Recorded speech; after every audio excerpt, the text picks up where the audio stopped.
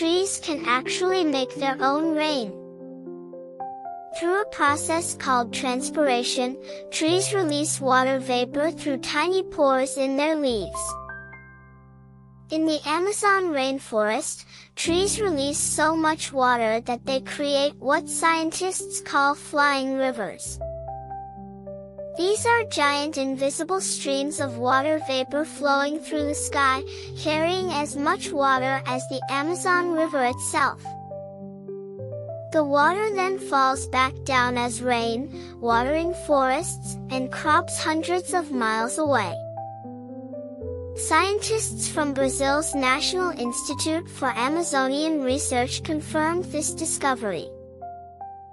Without trees, the rain would simply stop, and entire regions would turn into desert.